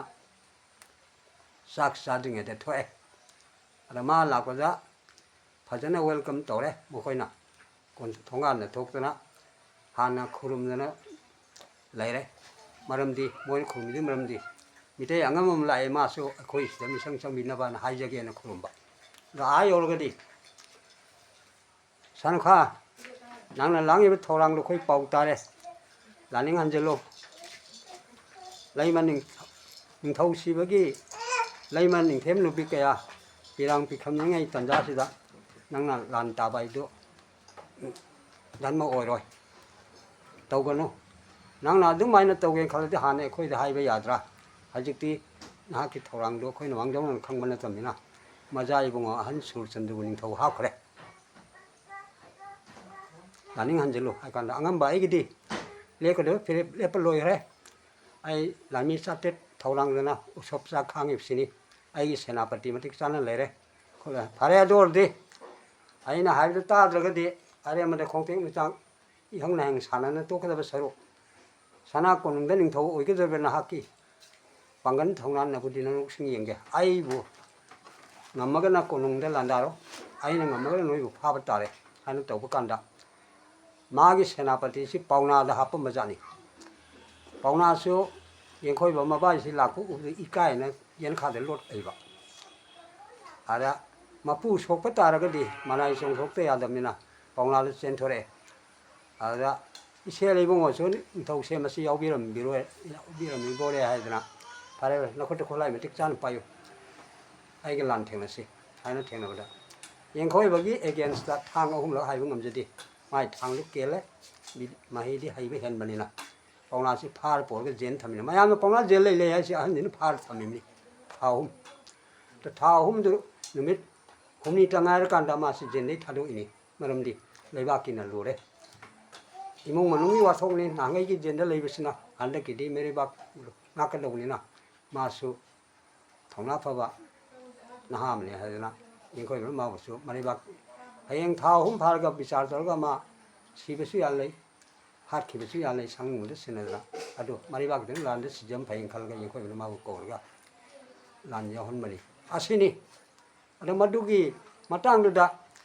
ara lalau bada yaw gen thorang ma mi ngai phagat pada yekoi bana pauna ga sungthamia ga sankha bora jawga pharga sangha bora jawai si chinglen chanai ma pani 파르게 젠나 타메 네 상가부라 자오나 마탐들 레바 브리티시 की रेसिडेंस ता लेबा मणिपुर की ब्रिटिश के ambassador ओइबदुगा तानरगा संगा बरा जावदी मतम ने foreign high तारे इंडिया से फॉरेन नि इटेल बाकी यंगागदी अना फॉरेन कंट्री ओइबा इंडिया की हजारी बागता लोइ थारे हजारी बागते की मथंग अमु अंडमान निकोबार दा लोइ थारे असिनी अनगा पाउनागा सुंथामियागा ना जेंडल लेबा 송타미야디 젠들 기 농알게 좀 타도에 마시 파르 하영 타도에 마이 마랄 레이티나 엔코이바나 이몽 만웅 오르가 소 파우나부디 마랄 레레 하이드나 파바니 젠 타마니 알아 송타미야나 마톰데 서렌데 똑저과 이따우 파우나 파르디 아이비수 파비요 아이수 란시 상하게 란시 야옹 호나데 이시 야오에나 마톰데 송토르기 마디 마란 야자바니나 간비레 세나 고랭이 저브라서이나 마부 타독분이 아드나니 타발 토금 좀징 각싱 발렌가 송타미야나 란 야우리도 아드나니 아나 마탐르다 산데키디 마탁탈 란 야우거니 하이나 란미 마럭다 야우롬바 미요싱 핫키바 마혼도 수근우기 또좀 자티 메저 수근우도 몽팜레이 자봉바 메저 야리 폭텔레이 알마시 लोइने ठीक अलग असेम खंबीबे यागनी असेमतंग हाइजगे यामना सांगना हाइद्रगसु अइना हाइजरिबसि याम कोइना हारगदि यामरे मरोइबा मते खरा हाइजबनेना खनबिरो अइ स्वाइदा सुम टेंशन जगे लेबाक मियामदा नलुकजरी यामना नुआरे अखोइगी मितै लेबाक मणिपुर कोक्सनबी खबा लेबाक असिदा इचंग मिखाइ नाइबे सि लांजिन पुरेन अमगी मतिक मयाइ ब्रिटिश यामा हापा मिसक्तुबना रेकॉर्ड इबिरमदबा हाइबसे मसिगी मचत असि ngasi फावबदा तौरिब्रा हाइदना खल्ली मरमदि कुकी संथांग असि इसिंगनी कुलुमदोय मे अहुमदगी ngasi फावबदा तौरिबा असि ngसाइगी लेपाक असिगी लेपाक nga इबा लेंगाक लोइ नि हाइदना लेरिबा कांगुसिंग असिगी अहोबा मयाम सिंगसि मियामना खंगी अदुना हौजिक खुदोंग थीबा हाइबसि अखोइगी लेंगाक ते लेरिबा अखोइ मसेन इरुपना पुक्चेन मानदबदगी खुदोंग थीगिबनी अदुगुमलदना ngasi एमएलए यांखैना हुमपु लेबगी मनुंगदा तरा मन कुकीगी मिचंगद लेग्रबसु लेहौरिबा यांखै असिना पुक्चेन खोइजेन तिनना ngसाइगी लेबा असि ngaagadi ngasi चही अनिगा था अहुम हेलबा कुकीगी लालोंग असे माइथीरमगदबनी हौजिकसु कुकीगी पोजिशन फजरी अदुना अखोइ यामना जेक्शनबा मथौनी हाइबसे ननाइ नौबना ख्वाइ तरादा थमजरी असि हाइरगा ngasiगिदि matang asida tension jarage